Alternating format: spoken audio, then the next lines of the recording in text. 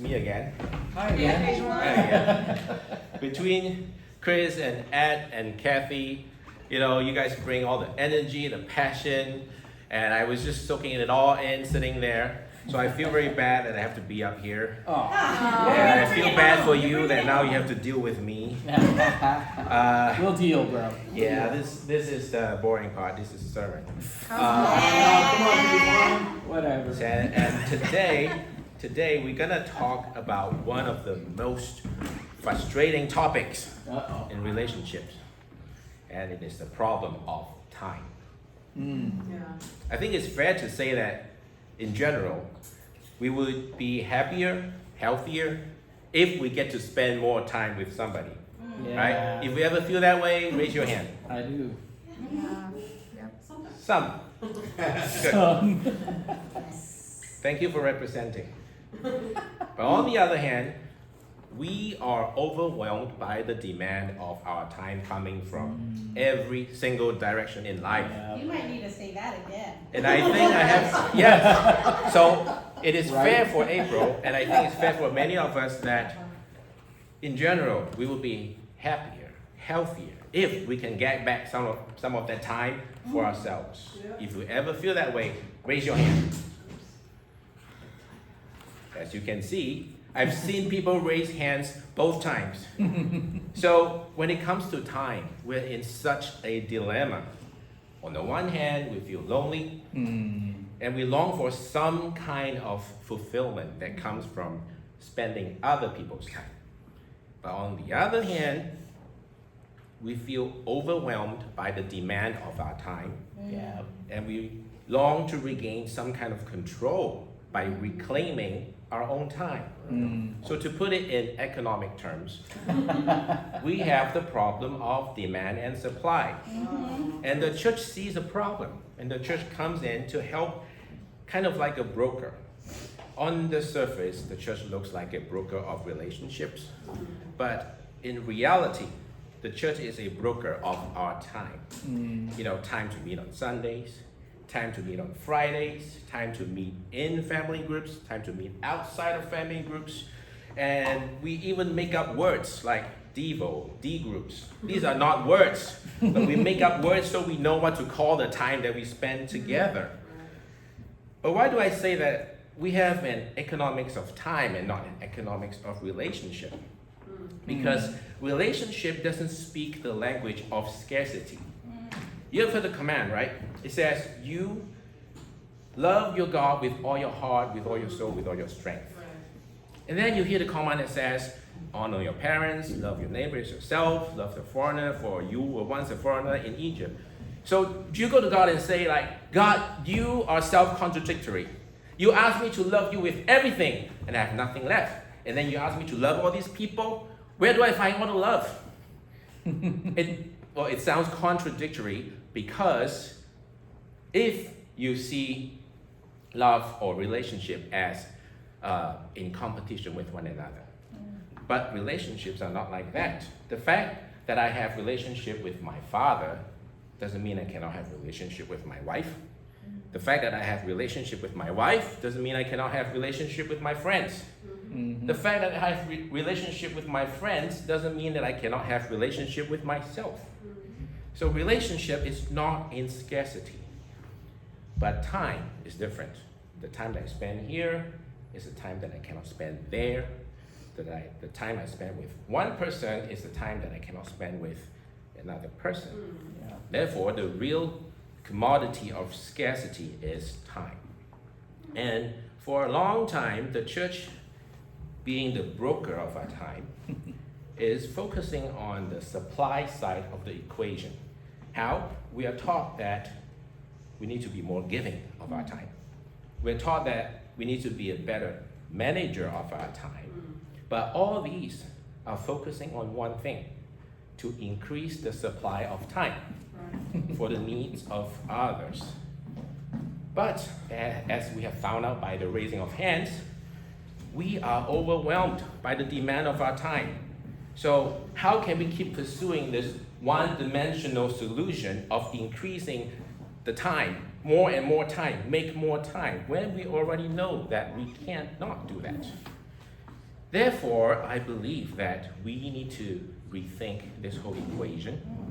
And if we want to tackle the problem of, on the one hand, feeling lonely, and on the other hand, feeling overwhelmed, I think it is time, sorry for the pun, that we need to rediscover the art of spending time together. And I have only 3 simple proposals. Number 1, be present. Number 2, be bona fide. And number 3, be grateful. Point number 1, be present. You know that you and I are not the only people who are frustrated with time. The smartest person in the Bible, King Solomon, he was also very frustrated with time. In the book of Ecclesiastes, Solomon called himself Kohelet. And what is Kohelet so frustrated with time? He began by saying, in the first chapter, 1 generation goes away, another generation comes, but the earth remains as if we are never here. The sun rises and the sun sets, and it goes back to where it begins. Round and round it goes. The wind blows to the south, and it goes back to the north. Round and round it goes. The stream flows to the ocean, but the ocean never gets full. Why? Because it goes back to the cloud. Cloud becomes rain, rain becomes stream. Round and round it goes. And whether you see time as this endless cycle or just constant dripping, Kohelet says that not a fraction of a second of that we can grab hold of and say it belongs to us. But, he says, every now and then, some people might do something that seems special, that seems that it's never done before, and the person will say, aha, I have seized the moment. I define this era. But, Kohelet says, that is an illusion. It has been done before. And the fact that you don't remember that it has been done before means the same thing will happen to you, that you will not be remembered. So to think that we can own the moment is a fool's errand, says Kohelet. It is a chasing after the wind. Doesn't that sound depressing? He doesn't sound like a fun person to hang out with. But you know that Kohelet is pragmatic. He is very honest. We know he speaks the truth. When we look at our own lives, even when we spend the greatest time with our favorite people in the world, as soon as that moment passes, it passes. We still have to go back to our own lives, brush your teeth, check the mails, pay the bills, all the while knowing that that beautiful encounter is already in the past, slipping through our grasp. And that's the first frustration that we all have with time. Okay, fine, you say, maybe Kohelet is right, that we cannot hold on to the moment, we cannot hold on to the past. I'll give you that. But we can still anticipate the future. We can still anticipate what we choose to do, when we choose to do, and still retain a sense of control. But Kohelet says that too is chasing the wind. Come on, really? What did he say? In chapter 3, he says, there's a time for everything under the sun. A time to be born, a time to die. A time for peace, a time for war. A time for embracing, a time for refusing to embrace. But the real frustration is that we don't get to choose when these things happen. Kohelet says that only God gets to choose these things and when they happen, and he doesn't even owe us any explanation. We don't get to choose when we're born. And in normal circumstances, we don't get to choose when we die. We may want peace, but war comes our way. We may want to embrace, but the other person might refuse. So you see, Kohelet's frustration is also our frustration.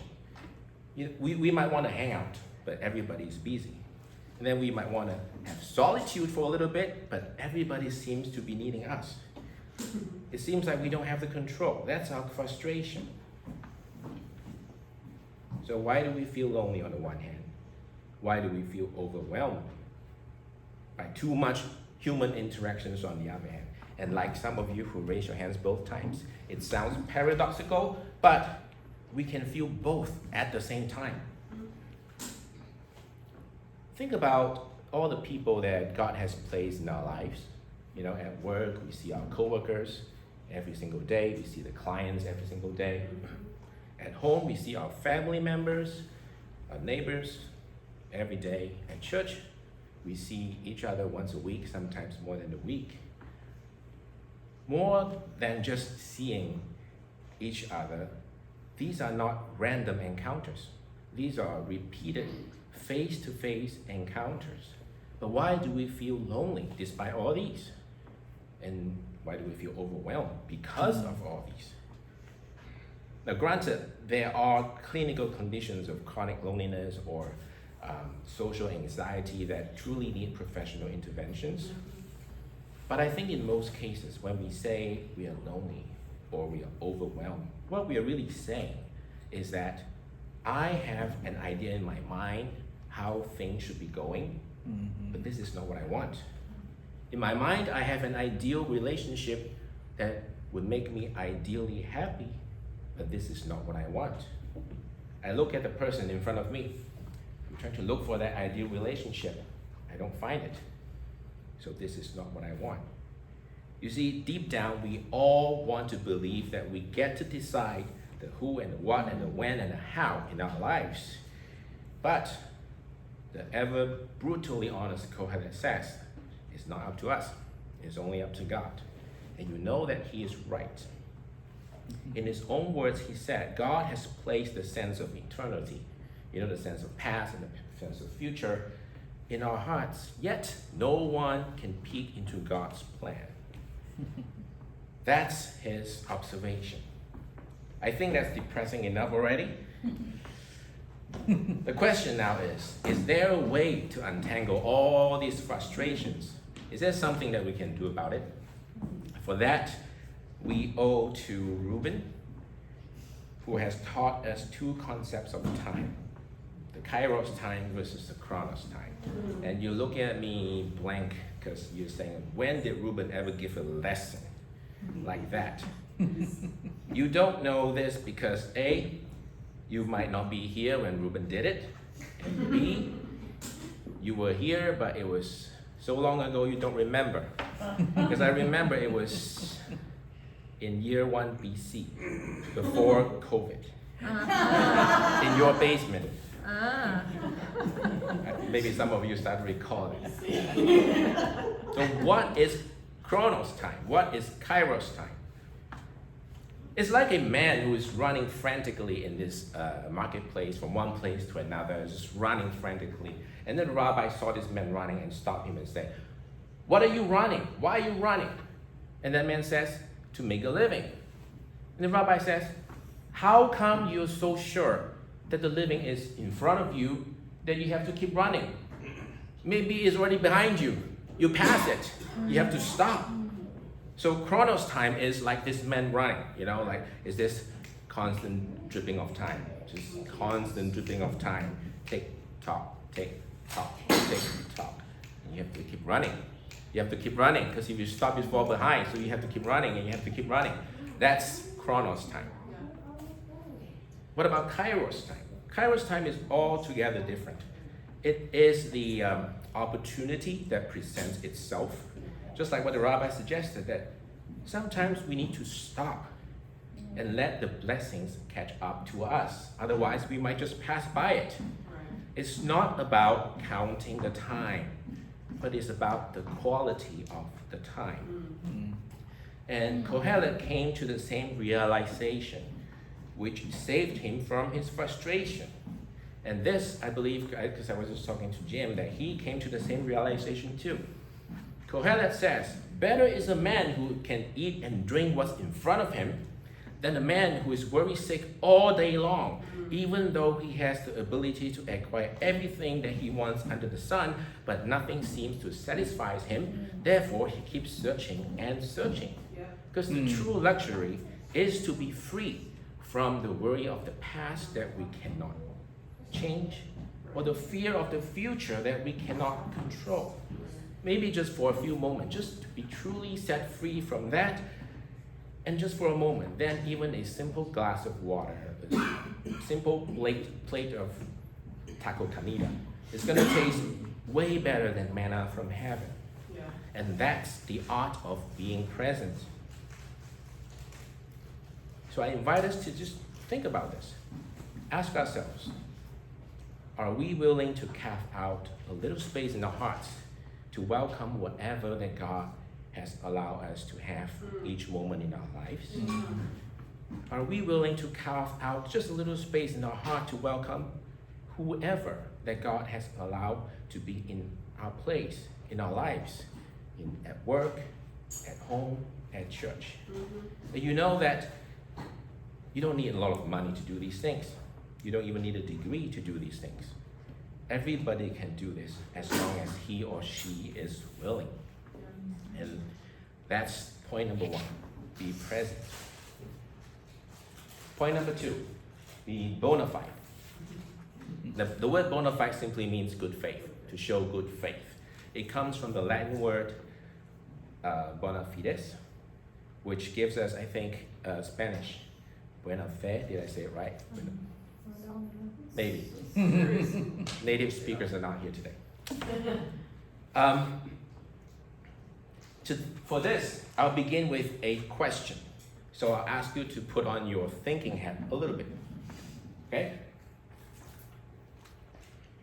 You all know the story of Cain and Abel, right? Cain, the older brother, Abel, the younger brother. Cain, the farmer, Abel, the herder. Cain offered plants in the offering to God, and Abel offered animal sacrifices to God. But the question is, this is where I ask you to think, is why did God accept Abel's offering and not Cain's offering? Is it because God loves a barbecue and not a vegan diet? Could be. Actually, some people have made that assertion. It's not out of the range of imagination. But the story itself never explains why. But careful readers have noticed that the book of Ecclesiastes, Kohelet, offers an explanation. And this is where it gets just a little bit technical. I promise that this is the only part where it gets technical today. For just 1 minute. Please bear with me. Come on, Fisher. So, here in Ecclesiastes it says, I acquired for myself male servants and female servants and house butlers. In Hebrew, you read from right to left. So, Kaniti avadi ushvachot v'levai, which sounds like Eve saying in Genesis chapter 4, Kaniti ish et Hashem. I acquired for myself a person, a male child, with the Lord. And the word kana gives us Cain. And then Kohelet says, my thought turned to all the fortune my hands had built up, to the wealth I had acquired, and behold, it was all vapor, called Hevel. And back to Genesis 4, she, meaning Eve, then bore his brother, Hevel, Abel. It's the same word. And therefore, Cain and Abel represents the two human conditions. A, productivity and acquisition on the one hand, so that's Cain. On the other hand, mortality and the fleeting nature of our human lives. That's Abel. The reason Kohelet is so frustrated with these two human conditions is that he finds no way to harmonize the two. We are also like Kohelet. We find ourselves in these two extremes. We are Cain, we are Abel, in one person. How so? If you have ever heard a financial advisor talk to you, you know that your lives, according to the gospel of 401k, is split into two phases, right? Number one, the accumulation phase. Number two, the distribution phase. And whether you are in the accumulation phase or the distribution phase depends on how long you think you will live. That's the biggest assumption in all financial planning. So if you think you have quite a bit of knowledge to go, then your financial advisor will tell you, you are in the accumulation phase. You should be acquiring as much as you can, chasing after your total net worth. So you're going to be like Cain. But if you start to see a little bit of, the mortality rising from the horizon, maybe you feel a little bit like, my life is like a vapor now, like a morning mist. I feel like heaven. I feel like Abel. Then your financial advisor will tell you, you only live once. So you should slow down, draw on your savings, start enjoying what you have, start enjoying what you saved up. Maybe give gifts and inheritance away. Being Abel, being Havel. And these are the two basic postures in life. And this is the key to understand what happened to Cain and Abel and the offerings, and what it all means to us. If we take the posture of Cain, then life is about acquiring more.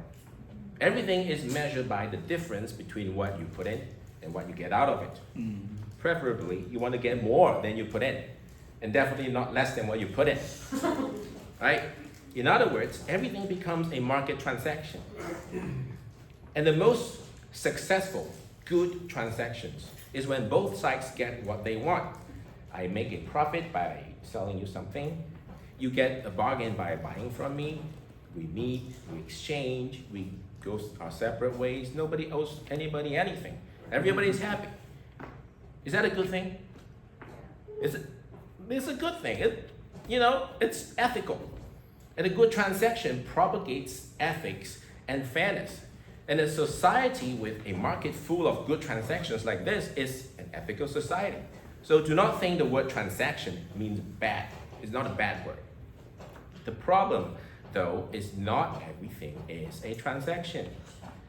The mistake that Cain made, and that we can all make, is to treat friendship and kinship like transactions. We're talking about offering here. What is an offering? Offering, by nature, is gift giving. The word in the story in Genesis 4, Genesis 4, the word offering is mincha. In other places, it's been used as a tribute to a king. It's like a token of respect and gratitude. But Cain, being the acquirer, when he brought his offering to God, he brought with the expectation of extracting something better in return. He did not see what he expected, which is why he got disappointed at God, and he got envious of his brother Abel, and eventually killed his brother. In other words, when we act like Cain, we start to see kinship and friendship as either a mean or an obstacle of getting what we want. And that's the problem with Cain's offering. It's not the content of the offering. It's the way he offered it. What do you call a transaction disguised as a gift? It's called a bribery. No wonder God rejected Cain's gift. How about Abel? How about Havel? We talked about it. Havel literally means a vapor. It's gone. So Abel represents human mortality. He understood that every single breath that he takes is a gift from God. Life itself is a gift from God. Therefore, when he offered his mincha, it's a true mincha. It's a way of saying, thank you, God, for giving me the gift of life. I am indebted to you just for being alive. And this is just a little token of appreciation. Yeah. Social psychologists call this reciprocity. So what's the difference between transaction and reciprocity? Here, Paul says it best in one sentence. Next slide, please. I'm sorry. Yeah. So Paul says, in one sentence, do not owe anything to anyone. That's ethical transaction. Accept the debt of mutual love. That's reciprocity. What makes reciprocity so peculiar is this attitude of indebtedness. It's like the popular expression, like, I owe you one. But if you genuinely mean it, it means that your next action to the same person, your next encounter, is only about returning the kindness. You'll be free from any pretense of deal making. In other words, if you truly practice reciprocity, you are bona fide. And economic anthropologists has a term for this. They call it the gift debt. And they found that a strong network of gift debts indicates a strong community. So using the concept of reciprocity, we can understand that when Abel brought a mincha to God, it is not because he has a gift for God. It is because God has already given him the gift of life. He became the first human being, apart from being the first human being to die, was the first human being to have his gift accepted by God. Not because his gift is so valuable, but the gift giver was bona fide. Likewise, I hope that when we spend time with each other, spend time with friends, share a meal with friend or study the Bible together, it's not because we have something so valuable that we are offering to the other. It's just because our friend has already given us the gift of friendship, and we are only returning the kindness. That's my second point, be bona fide. And my last point, be grateful. Until we realize that things might not be, we cannot realize that things are, says Gilbert Chesterton, 1905.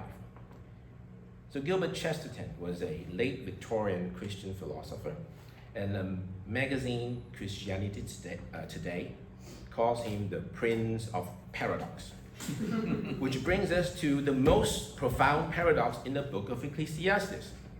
A paradox that is mostly lost in translation. In your NIV translation,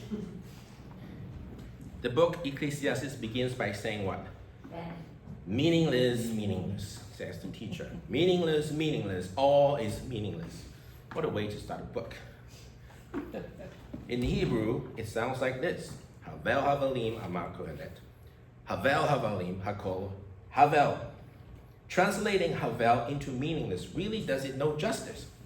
Like we already said before, havel means a vapor, a fleeting breath. It is the name of Abel, who represents human mortality. And he was the first person to die. But at the same time, he was the first person whose offering pleased God. In his brief, vapor-like life, he became the first true worshiper because he offered a bona fide gratitude to God, to the author of life himself. Therefore, paradoxically, it is not Cain, the hungry go-getter, who understood the meaning of life. It was Abel, Havel, whose name is unfortunately translated as meaningless, who truly grasped the meaning of being alive. The modern studies in the field of positive psychology shows us that reflecting on death enhances our gratitude in life. And that echoes what Kohelet says in chapter 7, that the heart of the wise is in the house of mourning, but the heart of the fool is in the house of pleasure.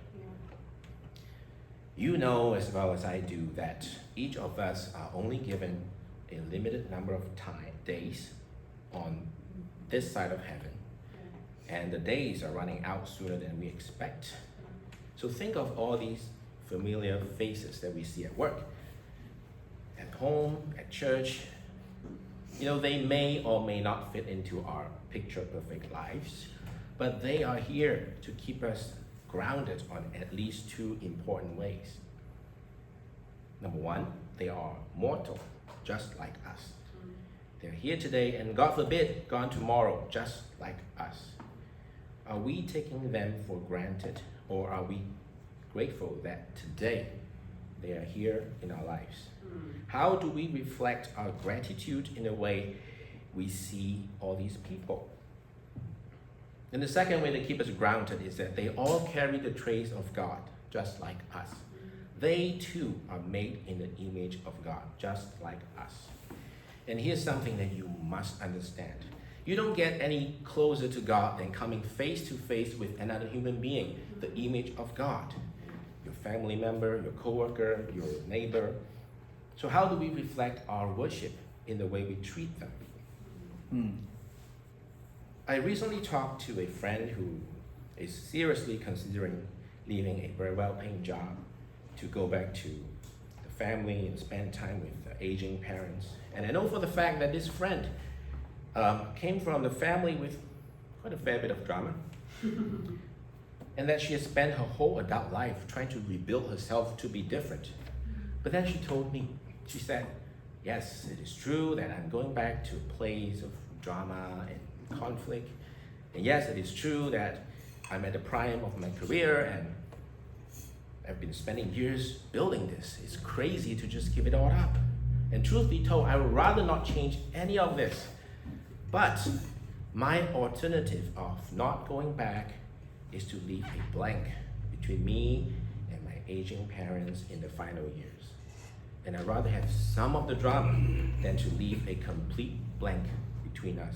I'd rather have some of the drama than to leave a complete blank between us. And that's the most profound gratitude and appreciation of life and relationship I've ever heard. And you have my permission to copy and paste that into your daily routine. If we start treating just one person each day with this same kind of gratitude, we might just begin to change our lives, and we might finally begin to understand this famous psalm which says, though I walk through the valley of the shadow of death, I fear no evil, for you are with me. Thank you.